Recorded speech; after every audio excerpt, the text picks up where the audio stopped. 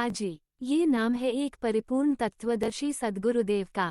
विश्व के 170 देशों में फैली हार्टफुलनेस संस्था के ये हेड हैं। ये इस संस्था की बहुत ही निराली बात है कि इसमें ये एक ही सर्वैसवा हैं। वरना आजकल हर धार्मिक संप्रदाय में सैकड़ों गुरु और मत मतांतर हो गए हैं। इस संस्था में हृदय पर ध्यान लगाया जाता है। ये प्राचीन ब्रह्मविद्या का ही आधुनिक सहज संस्करण है। हैदराबाद निकटस्थ इस संस्था के विश्व हेडक्वार्टर कान्हा शांति वनम के उत्सव में मैं अभी रहकर आया हूँ। इनको भगवान के महापार्षद का पद प्राप्त है। इस लोक में ये पद सबसे बड़ा पद माना जाता है। इसमें भगवान किसी जीवन मुक्त जीवात्मा को अपनी तरह सृष्टि, पालन और संहार करने की शक्तियाँ प्रदान कर देते हैं। इस संदर्भ में दाजी की शक्ति का एक नमूना मुझे तुरंत देखने को भी मिल गया। तेलंगाना की 1500 एकड़ बंजर भूमि को लेकर इन्होंने वहां 4.5 लाख पेड़ लगाकर वहां की जलवायु ही बदल देने का करिश्मा कर दिखाया है। उसी को अब कान्हा शांति वनम कहते हैं।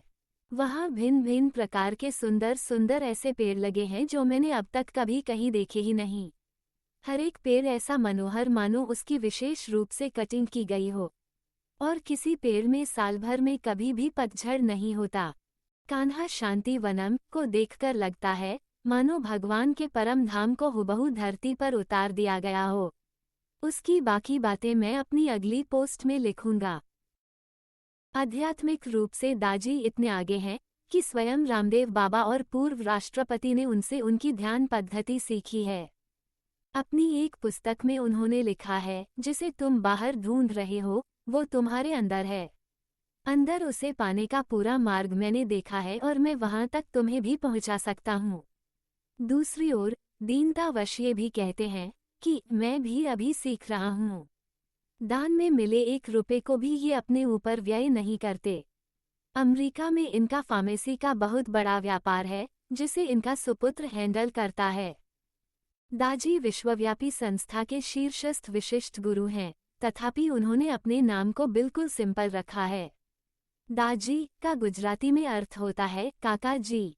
वरना आजकल के धर्माचार्य तो अपने नाम के आगे एक से एक बड़ी बड़ी उपाधियां लगाने से नहीं चूकते। इससे उनके अहम की तुष्टि होती है। मैंने भी 6 दिन दाजी के साथ विश्व के विशालतम ध्यान कक्ष में सामूहिक ध्यान किया। अंतिम दिन मैं उनसे मुलाकात करने उनके घर पहुंचा। वो अत्यधिक व्यस्त थे। उनके घर के एक सेवक ने मेरा साधु वेश देखकर मुझे उनसे मिलवा दिया। उस समय मेरे पैर लड़खड़ा रहे थे। मैंने उनसे कहा, मैं भागवत कथाएं करता हूँ। मैं चाहता हूँ कि मेरे श्रोताओं को भी इस अनुपम ध्यान पद्धति से जोड़ूं।